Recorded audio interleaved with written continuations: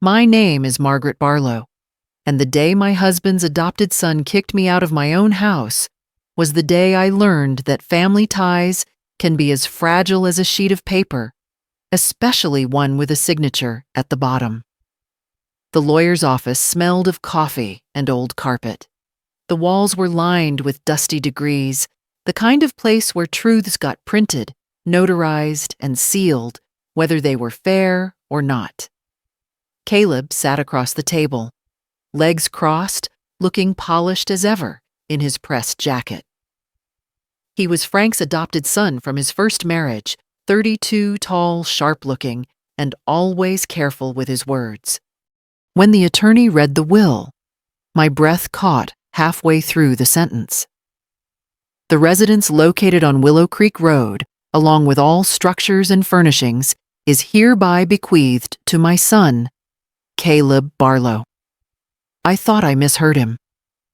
But then he looked up and said gently, "Mrs. Barlow, there's a clause that ensures you'll receive Frank's insurance policy and savings accounts, but the property, that goes to Caleb."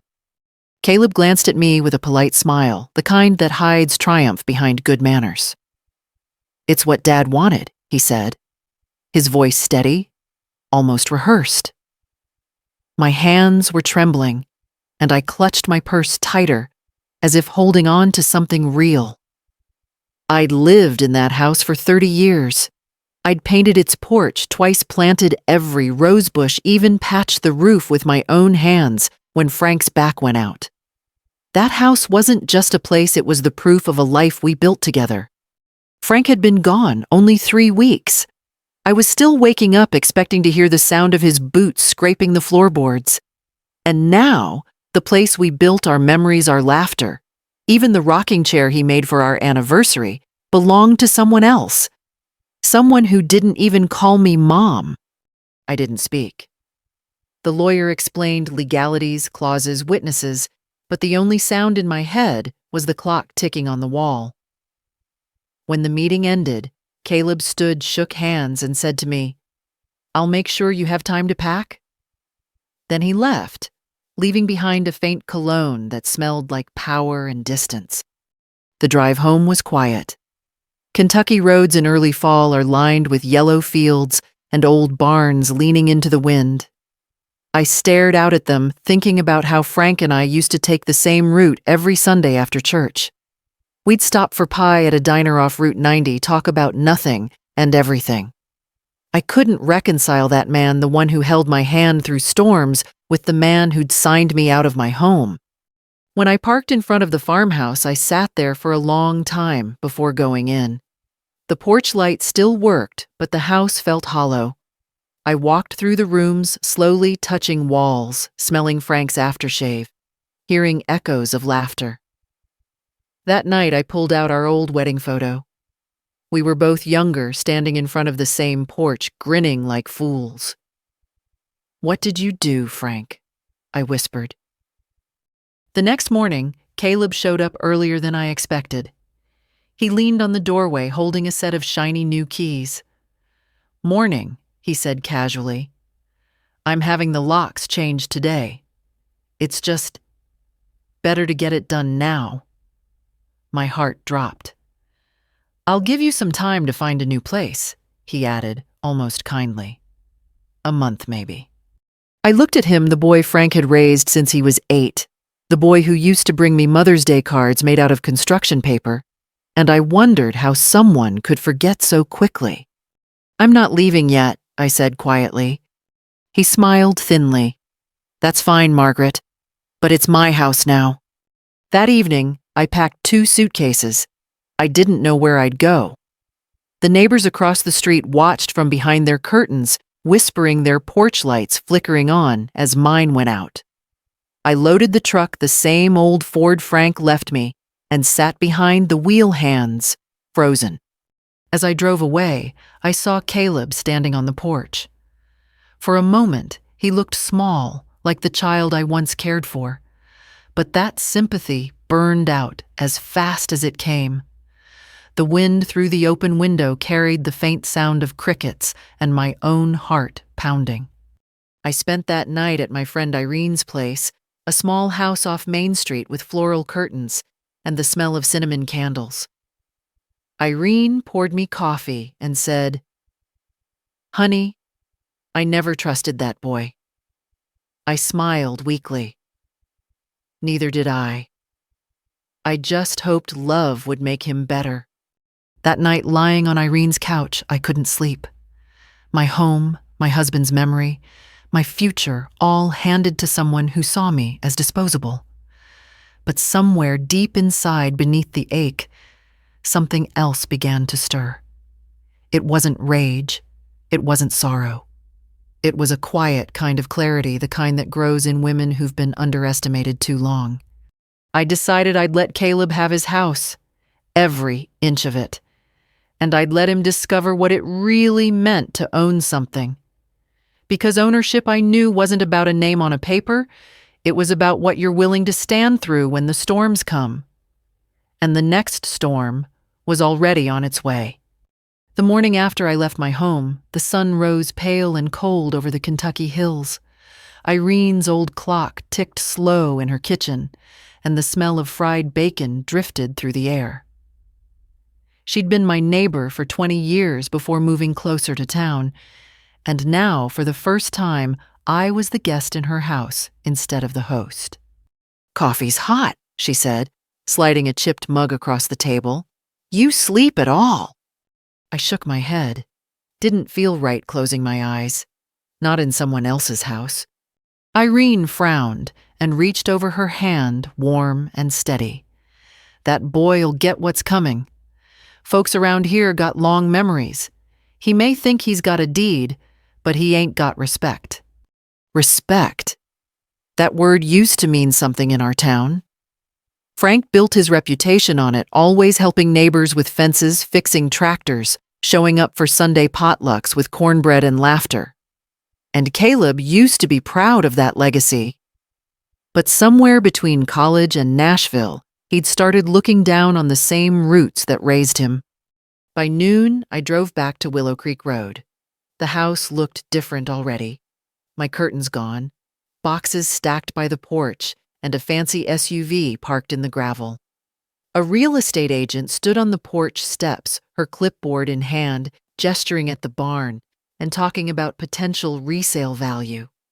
I stayed in the truck watching as Caleb nodded and smiled like a man who'd earned everything he had. I wanted to hate him, but hate felt heavy, so I just drove off again slow enough that he didn't notice me pass.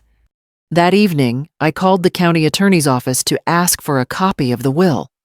I needed to see it myself. The secretary, a kind woman named June, who'd known Frank since high school, said, "Margaret, I can send you a certified copy." "But honey, you sure you want to look at it again?" "Yes," I said. "I need to see every word." The next morning, the envelope arrived. I sat at Irene's table unfolding the pages like something sacred. The signatures were clean, notarized. Everything looked proper.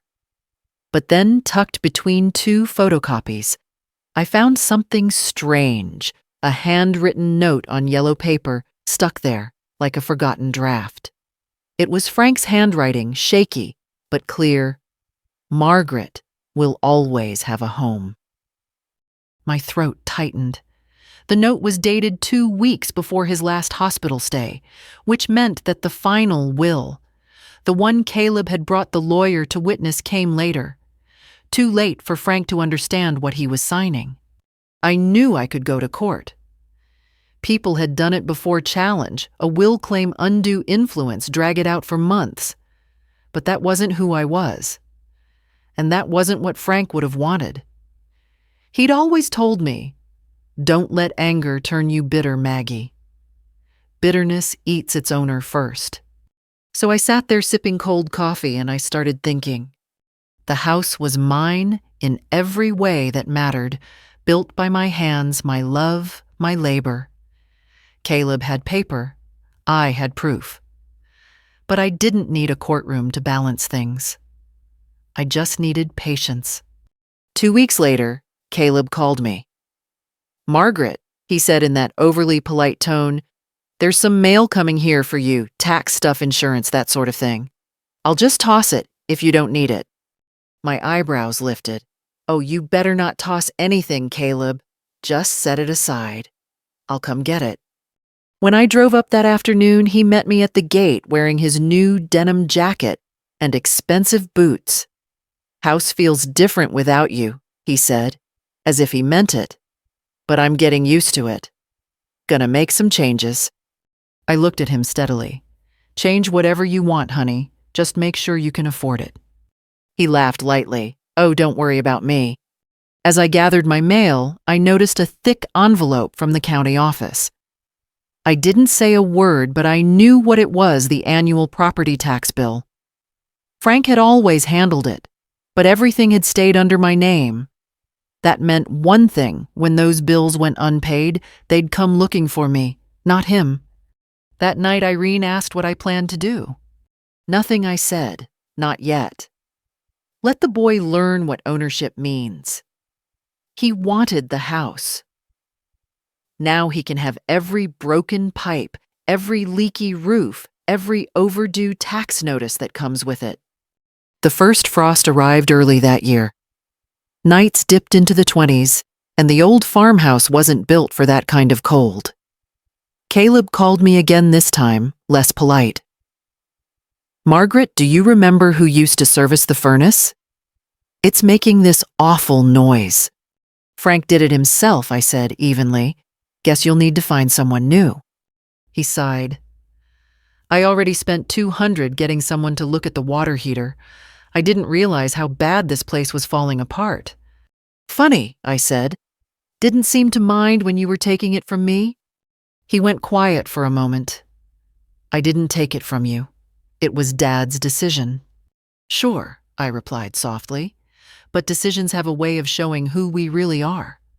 The next week he called again, this time about the roof leaking into the guest room. I told him the number of a handyman, the same one who'd helped us years ago. By the end of the month, Caleb had spent more fixing the place than he probably realized. Still, he didn't ask for help. Pride's a stubborn thing, especially in men who think they've won. But pride doesn't pay bills, and it sure doesn't keep a house warm in winter. By Thanksgiving, Irene and I heard through the grapevine that Caleb had listed the house for sale. But no one was interested. The price was too high, the foundation too old. The realtor stopped returning his calls. One night I drove by again. The lights were off and a single candle glowed from inside. I saw him sitting by the window, wrapped in a blanket, head in his hands.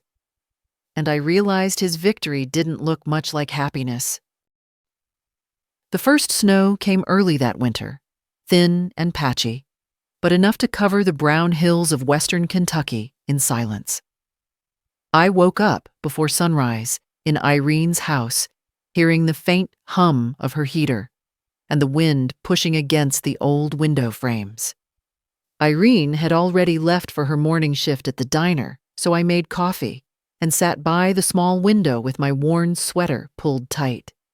From there, I could see the top of the hill where my old farmhouse stood in the distance, just a faint outline behind the frost. I wondered if Caleb even knew how to handle a house through winter. Frank used to joke that keeping a roof dry in Kentucky's cold is half marriage, half miracle. I smiled at the memory, even though it hurt. That afternoon, I decided to organize the boxes I'd brought from the farmhouse. Inside, one marked documents. I found a binder of old property papers, insurance receipts, tax statements. The smell of dust and old ink filled the room. As I flipped through them, something caught my eye, a carbon copy of Frank's earlier will, dated 2 years before his death. The title read, "Last Will and Testament. Draft." My heart pounded as I read through it.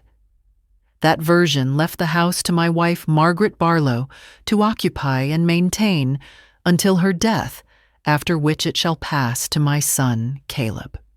It was simple, logical kind, exactly what Frank had always said he wanted.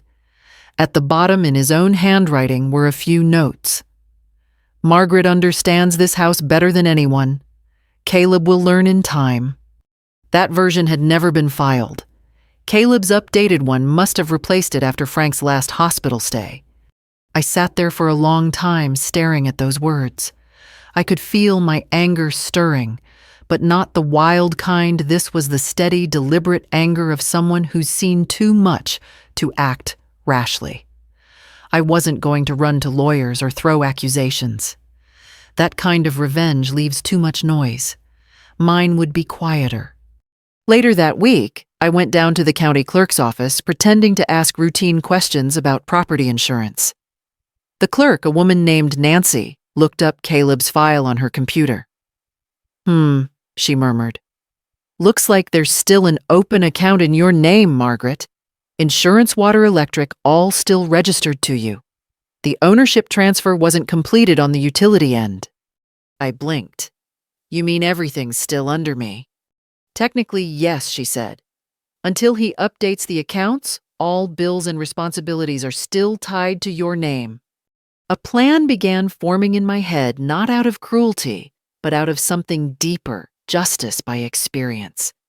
That evening, I called Caleb. You should check the water line before the freeze gets worse, I told him casually. Frank used to keep the heat running low overnight. He laughed softly. Don't worry, Margaret, I've got things handled. But I knew that laugh. It was the same one Frank used to warn me about when Caleb was a teenager, the laugh that meant he wasn't listening. 2 days later, a cold front rolled through. Temperatures dropped below 20, and the next morning, I woke up to a voicemail from Caleb. Margaret, it's Caleb. The water's not working. I think something froze overnight. Do you still have the number for the plumber Frank used to call? I waited until mid-morning before calling back. The plumber's retired, I said evenly. You'll have to call someone new. He sighed audibly. Everything in this place keeps breaking. Dad didn't take care of half of it. I almost laughed. Your father took care of it just fine. He just didn't leave you the manual. For the next week, I heard through friends that Caleb had been calling around for repairmen getting quotes he couldn't afford. The barn roof leaked, the heater was old, and the water damage from the burst pipe had spread through the living room. The man who'd claimed the house as mine now owned a pile of bills. But what truly caught my attention came a few days later when the county office called me. Mrs. Barlow, the woman said on the phone, your property tax statement's past due. Would you like to come in and settle it? I smiled faintly. I don't live there anymore. You might want to send that bill to the new owner, Caleb Barlow. She said, clicking her keyboard. Strange. It's still under your file. Unless he officially transfers it, you're still the contact. That evening, I wrote a short letter and mailed it to Caleb's address, which ironically was still my own. Caleb, I wrote, a house isn't just bricks and papers. It's responsibility, patience, and respect. You wanted ownership. Now you'll learn what it costs. Keep the pipes warm. Pay your dues. And when you understand what that house truly means, call me. I sealed it and smiled as I dropped it into the mailbox. That night, Irene found me sitting on her porch, wrapped in a blanket, sipping tea. You okay? She asked. I'm fine, I said softly. I'm just letting him meet the house. She frowned. Meet the house?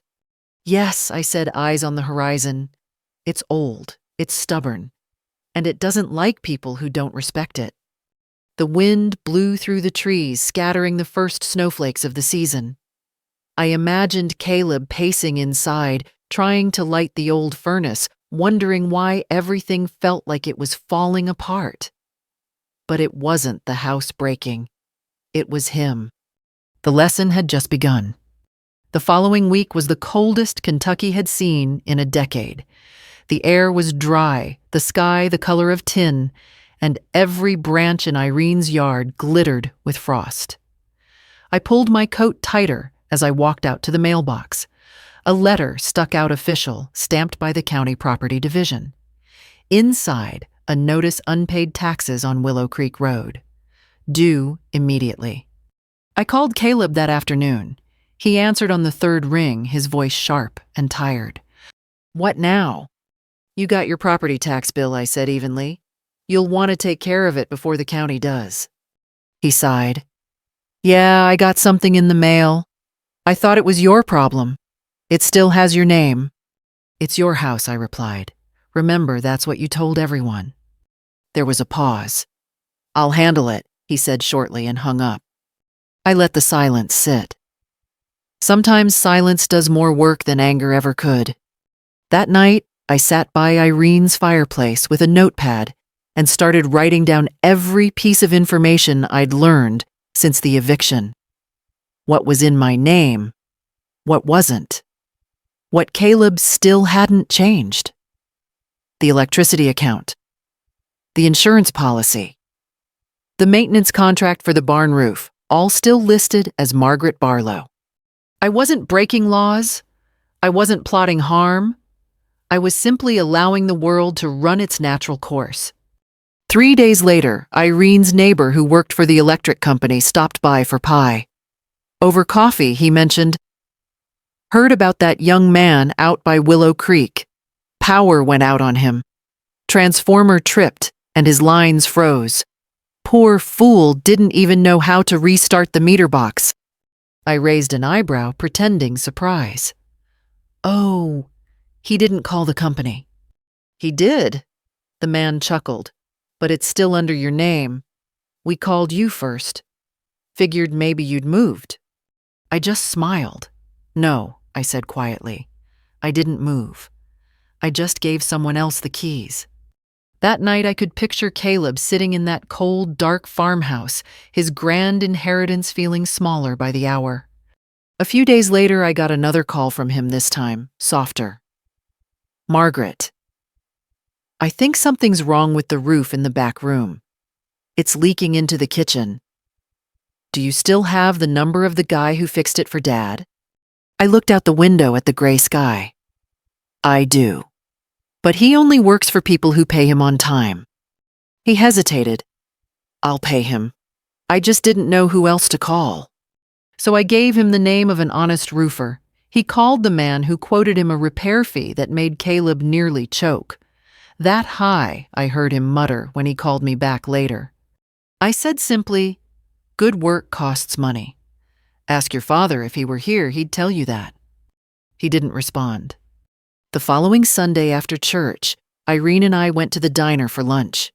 The waitress, a talkative woman named Ruby, leaned down to whisper, "You seen that boy of yours lately? He came in last night, looked half froze. Told the cook he's sleeping in the guest room, 'cause the main heater's busted. Bless his heart, he looked pitiful." I stirred my coffee slowly. "Maybe the house just wants quiet," I said. Ruby tilted her head. "You don't seem too upset." "Oh, I'm upset," I said softly, but not surprised. The next evening, I decided it was time. I packed an old camping tent, a small propane lantern, and a sleeping bag that Frank had used on fishing trips. I loaded them into the back of my truck. Irene stood at the porch door watching. "You're not really giving him that tent, are you?" "I'm giving him what he earned," I said. The drive up to Willow Creek Road was slow, the tires crunching over ice. When I pulled into the gravel drive, Caleb was outside with a flashlight, wrapped in a thick coat, trying to tape a tarp over the kitchen window. The house looked worse than I'd ever seen it, shingles missing, porch light flickering, gutters hanging loose. He looked up startled. "Margaret, what are you doing here?" I climbed out and set the tent bag on the hood. "You said the will gave you the house," I said, keeping my tone calm. "But it didn't give you a roof that holds or heat that works." He blinked at me, his breath fogging in the cold. "You're kidding." I shook my head. "I'm not. This is what comes with ownership, Caleb. You wanted to be the man of the house, then sleep like one." He stared at the tent, realization dawning that I wasn't angry I was teaching, and it was worse for him that way. He muttered, "You're enjoying this, aren't you?" "No," I said quietly. "Enjoyment has nothing to do with it. This is education." He turned away, kicking the gravel. You could have helped me." "I did," I said, walking back to my truck, "when you were too proud to see it." The wind picked up, carrying the smell of frozen soil and distant chimney smoke. I started the engine, but before driving off, I looked back. He was still standing there, holding the tent bag, looking lost. For a brief second, I almost pitied him, but pity doesn't teach lessons.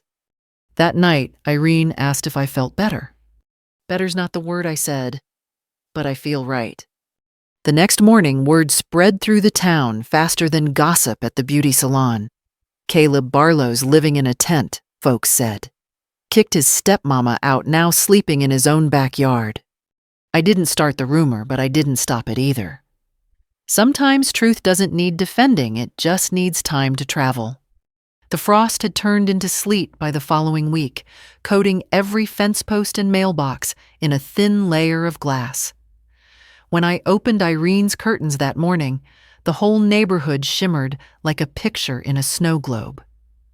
She was still asleep, so I sat alone at her kitchen table, nursing my coffee and staring at the empty seat across from me, the seat Frank used to fill. I wondered what he'd think if he saw what his will had done. By afternoon, the sky was a bruised gray. I decided to take a drive up Willow Creek Road, partly to check on the property, partly to see what lesson time had carved into Caleb's pride. The truck rattled on the gravel road as I approached the gate. The once proud farmhouse now looked tired and hollow. Smoke curled weakly from the chimney. Caleb was outside, hunched near the porch, trying to clear a pile of ice from the steps with a snow shovel. He looked up when he saw my truck, his face red from the cold. "Didn't think you'd come back," he said, half breathless. "I wasn't planning to," I answered, but I was driving by.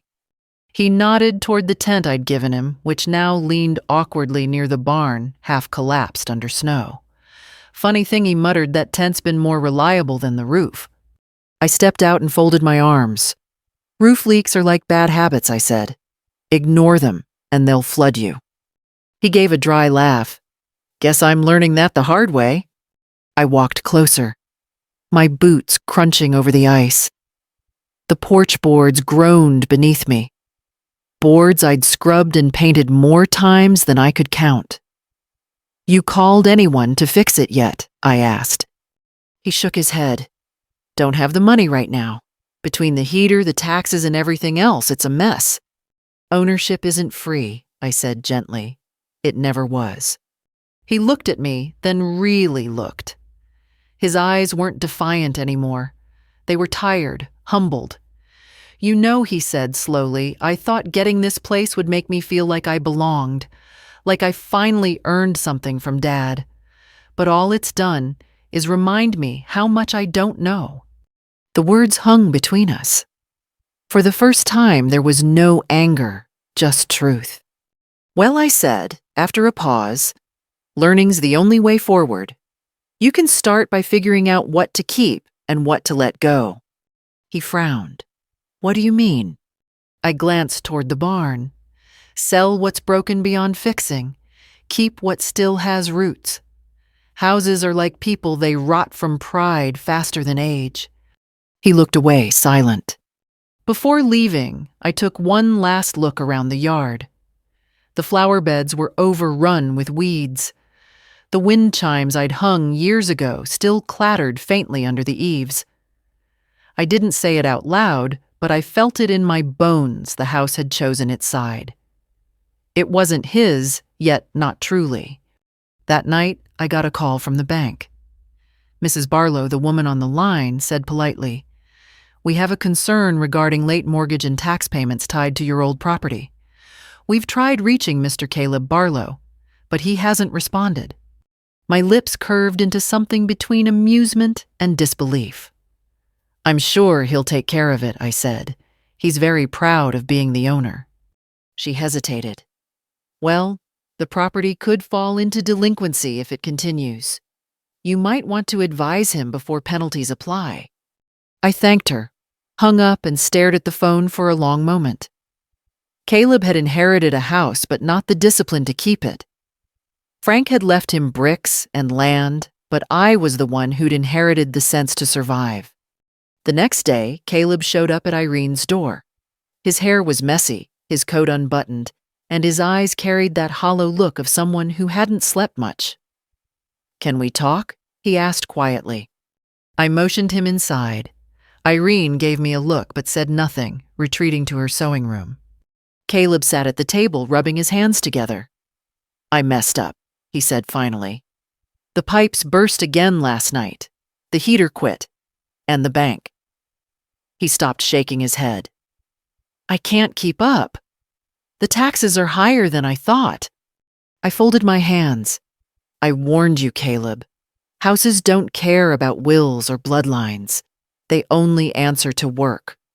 He nodded miserably. "I thought Dad wanted me to have it because he trusted me." "Maybe he did," I said softly. "But trust isn't a gift, it's a test." He looked down, his voice almost breaking.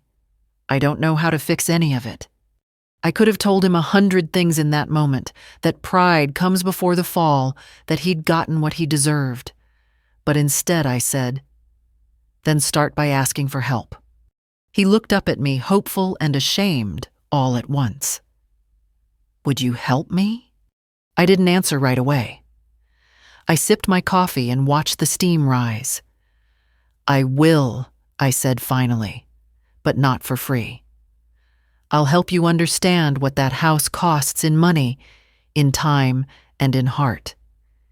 If you can face that, then maybe we'll both get what we deserve." He nodded slowly. "Okay, I'll do whatever it takes." Later that night, Irene asked me what I planned to do next. I told her, "Nothing yet. Let him stew a little longer. Understanding doesn't grow in a day, it needs a bit of discomfort to take root." She smiled knowingly. "You're turning into quite the teacher." "I'm just giving him the education life gave me," I said, "and it's not over yet." The next morning, I saw Caleb back at the house dragging buckets of water from the creek, patching the porch with makeshift boards. For the first time, he wasn't acting like an owner. He was working like a man trying to earn something. It was the beginning of the end of his arrogance and the beginning of something else. 2 mornings later, a weak sun pushed through the clouds, melting the frost into thin rivulets down every window pane. I sat on Irene's porch with a blanket across my lap, watching a pickup crawl along Main Street. The town was quiet, post-holiday kind of quiet, the kind where every sound carries for miles. When my phone rang, I already knew who it was. Margaret Caleb's voice was rough, tired. "Do you still have a key to the barn?" "I might," I said, taking a slow sip of coffee. "Why?" He hesitated. "The roof's giving way in the main house. The ceiling in the living room came down last night. I can't stay in there." "Then maybe it's time to appreciate that tent," I said softly. He let out a bitter laugh. "You're not serious." "I'm serious enough," I said. "You said the will made it yours. That means it's yours to fix, sleep in, and pay for." For a long moment, there was only wind between us. Then he said quietly, "You really hate me, don't you?" "No," I answered, calm as still water. "If I did, I wouldn't be teaching you." He didn't reply, just hung up. That evening I drove up to the property again. The sky was purple, fading toward night, and a half moon hung over the ridge. When I turned onto the drive, the headlights caught Caleb dragging boards toward the barn. His coat was torn, his face unshaven, and he looked years older than he had a month ago. I parked near the gate, got out, and leaned against the truck. "Need help with that?" He stopped, breathing hard. "No, I've got it. I brought something for you anyway." He turned, frowning, as I opened the tailgate. Inside was the same camping tent and sleeping bag I'd given him days earlier, now folded neatly beside a small propane lantern and a thermos of coffee. "You're really enjoying this, aren't you?" he asked again. "No," I said, setting the things down near him. I'm giving you what you wanted, a house that's yours. All of it." He didn't speak. The sleet tapped gently on the truck roof. "Caleb," I said finally, "your father believed in responsibility. He used to tell me, if a man can't sleep under the roof he built, he's not ready to own one. You may think you got that house, but right now it's got you." He stared down at the tent for a long time, jaw clenched. "You don't have to make a point like this." "Oh, I do," I said softly, "because you'd never hear it otherwise." He exhaled sharply, grabbed the tent bag, and trudged toward the barn. I watched him wrestle with the tarp and ropes in the half-dark. A small part of me wanted to help, but I knew that if I did, the lesson would end too soon. As I turned to leave, I called out, "The ground's frozen solid tonight. Lay a tarp first, or you'll wake up soaked through." He didn't answer, but I saw him do it anyway. The next morning, Irene showed up at my door with a grin. "You've started a storm, Margaret. Folks in town are talking about how Caleb Barlow's camping out in his barn like some lost pioneer." I couldn't help a small smile. Maybe he'll rediscover the meaning of shelter. "Or hypothermia," she muttered, pouring herself coffee. By Sunday, the whispers had spread from the diner to the church steps. Some people laughed. Others shook their heads. "Serves him right," one man said. "Can't throw your stepmama out and expect blessings." I said nothing. I didn't gloat, didn't add fuel to the gossip. But inside, I felt something shifting, a slow, steady balance returning. On the fourth night, there was a knock at Irene's door. When I opened it, Caleb stood there, shivering, his hands red from cold. His pride was gone, stripped by wind and hard ground. "I can't stay there anymore," he said. "The heater's busted and the bank keeps calling. I don't know what to do." I let him inside, poured him a cup of soup, and said, "Sit down. Warm up." He sat silent, staring at his hands. "You were right," he whispered. "I wasn't ready. I thought the paper made it mine. But I've been sleeping in a house, not a home." I nodded slowly. "Your father wanted you to learn that. I just gave you the classroom." He swallowed hard. "What happens now?" "Now," I said, "you decide if you want to keep fighting the house or start making peace with it." He looked up, eyes glistening. "Can I fix it? Can we fix it?" For a long time, I didn't answer. Then I said, "Maybe. But fixing a house starts with fixing the heart that owns it." He nodded, tears forming. For the first time since the funeral, I saw the boy Frank had raised, the one who used to follow his dad around the yard, pretending to hammer nails beside him. "Get some rest," I said softly. "Tomorrow we'll talk about what's next." When he finally fell asleep on Irene's couch, I stood by the window, watching snow fall in the orange glow of the streetlight. Justice had come not through revenge, but through truth that couldn't be ignored. And maybe, just maybe, there was still a chance for grace to follow. Spring came late that year.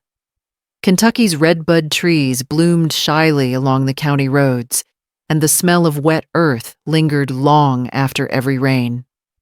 By the time the grass turned green again, the house on Willow Creek Road looked alive in a way it hadn't all winter. Caleb had stayed busy since that night on Irene's couch. He found work at a hardware store in town, started patching the porch himself, and paid off 2 months of back taxes. Every now and then, he'd stop by Irene's house with a box of groceries or a new light bulb he swore would fit the socket better. He was still learning how to show gratitude, but I could see it trying to bloom through the cracks of his old pride.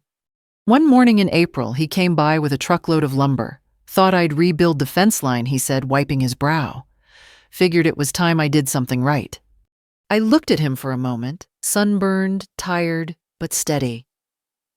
"You're starting to sound like your father," I said. He chuckled softly. He'd probably laugh if he saw how long it took me to learn what he already knew. I handed him a sandwich.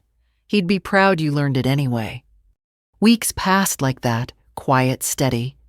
Caleb kept fixing painting and paying, and the town, in its slow, forgiving way, began to look at him differently. The whispers about that boy who kicked out his stepmother faded into nods and small talk at the gas station. People started hiring him for odd jobs, roofing, fence repair, plumbing. He worked with his hands now the same way Frank once did. By June, the farm looked cared for again. The porch rails gleamed white, the barn door stood straight, and the house had a pulse. But what surprised me most was when Caleb knocked on my door one Friday evening, holding a manila envelope. "I need you to see this," he said. Inside was a real estate contract signed, notarized, and dated. "I sold the house," he said quietly. "For less than I wanted, but enough to cover the debts. I couldn't keep it up alone. And I thought—" He paused. "I thought maybe you'd take your share." I stared at him. "Your share?" He nodded. "Half. That's what Dad wanted. You have the draft to prove it." I ran my fingers over the paper, feeling the ridges of the embossed seal. "You didn't have to do this." "I did," he said, "because the tent wasn't the worst part. The worst part was realizing I'd built walls where there should have been bridges." For a long moment, neither of us spoke. The air smelled of honeysuckle and rain. Then I folded the papers and handed them back. "Keep the rest, Caleb. Start somewhere new. Just don't forget where you came from." He looked stunned. "You're not taking it." I smiled faintly. I already got what I needed. He swallowed hard, his eyes bright with something close to shame and gratitude. "I don't know how to thank you." "You just did," I said. "That summer, I used a small portion of the money Frank had left me, not from the sale, but from his life insurance, to buy a modest cabin by Barren River Lake. It wasn't grand, but it was mine." The porch faced west, and every evening the sunset dipped low over the water, painting everything gold. I didn't see Caleb for a while after that. He moved to Bowling Green, got a job at a construction firm, and started over. Once in a while I'd get a postcard. A new house he was helping build, a picture of him, smiling in a hard hat. A short note that always ended with, "Hope you're doing okay, Margaret." And I was. One cool September evening, I heard a truck pull into my driveway. When I stepped outside, Caleb was there, holding a small potted plant, yellow mums, my favorite. "For your porch," he said. "Those'll look good by the railing," I told him, smiling. We sat for a while, watching the water turn orange in the sunset. He broke the silence first. "I still think about that night," he said quietly. "The night you gave me that tent. I thought you were cruel." I chuckled. "I know you did. But now I get it," he continued. "You weren't punishing me. You were giving me a mirror. That tent showed me exactly who I'd become and who I could still be." I nodded. Then it did its job. He looked out over the lake, his face peaceful for the first time. "I wish Dad could see us now." "He can," I said softly, "just not in the way we're used to." We sat in silence until the first stars came out, the air cool and still. Then he stood, brushed off his jeans, and said, "Thank you for not giving up on me." I smiled. "Thank you for understanding." He got in his truck, backed down the gravel drive, and waved once before turning toward town. The sound of his engine faded into the night. I stayed on the porch long after he left, the breeze carrying the smell of pine and lake water. The porch light glowed warm against the dark, steady, forgiving familiar. Somewhere out there, Caleb was building new walls, but this time with open doors. And I'd built something two-piece. If you're listening to this, maybe you've been hurt by someone you once called family. Maybe your forgiveness feels like surrender. But it isn't. It's strength. The quiet kind. The kind that builds a better story than revenge ever could. So hold your ground, keep your dignity, and when the time is right, turn the light back on.